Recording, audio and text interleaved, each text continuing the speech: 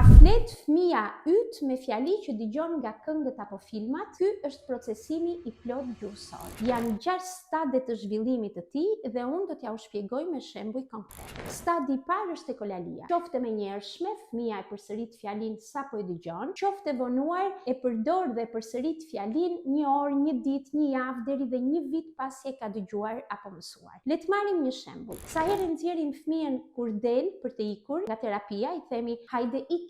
Ai e përsërit pas nesh dhe e përdor sa herë që gjendet në situatën kur do të iki, por gjithashtu dhe në situatat kur mbaron diçka. E keni vënë re fëmijën që për shembull shikon ujin e dushit që derdhet dhe këndon këngën Rain, Rain, go away, luan me Merimangën Lodër dhe këndon këngën Itsy Bitsy Spider, drejtohet nga ju dhe ju thot mbyllë derën Scooby. Ekolalia në këtë stad është funksionale dhe me plot kuptim. Nuk duhet ta ndaloni dhe gjithashtu nuk duhet të ndaloni përdorimin e frazave nga këngët apo filmat. Në këtë stad është e domosdoshme dhe përdorimi i modelimit gjuhësor që do të thotë ju vetë e përdorni fjalin dhe e thoni fjalin njësoj sikur të ishte fëmia juaj. Stadi i dytë është stadi kur fëmia fillon të përziej fjalët nga skriptet që ka mësuar.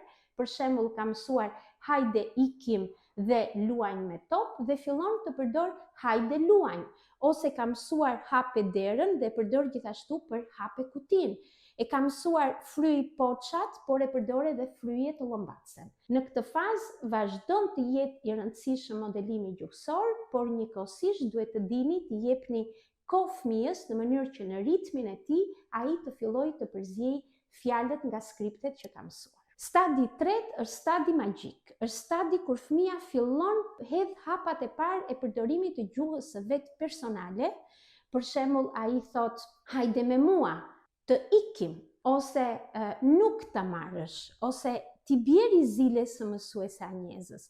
Gjithashtu në këtë fazë fëmia ka filluar të përdori dhe gishtin si një mënyrë për të referuar dhe emërtuar objektet që i sheh. Ka filluar të përdori dhe për emra deftor si për shembull ta marrim këtë, ta vendosim këtë. Njëkohësisht në këtë stad duhet që modelimi gjuhësor të fillojë të zbehet sepse fëmia po fillon të gjenerojë gjuhën. Stadi i tretë është magjik sepse bën kalimin në stadin e katërt, që është stadi ku gjuha bëhet më fleksibël dhe më krijuese, pavarësisht se ka një gramatik të varfër.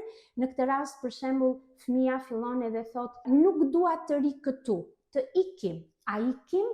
Pra, në stadin e tretë dhe në stadin e katërt ka filluar që të përdori dhe emocionin në gjuhë. Është shumë e rëndësishme që të shpjegojmë që stadi i 5 dhe i 6 janë stade kur fillon pjesa e përgjigjes ndaj fjalive, e bërjes së pyetjeve, aspekti gramatikor. Gjatë gjithë zhvillimit të procesimit gjuhësor, po sidomos në 4 stadet e para, është shumë i rëndësishëm interesi që ka fëmia ndaj intonacionit, ndaj muzikalitetit gjuhësor.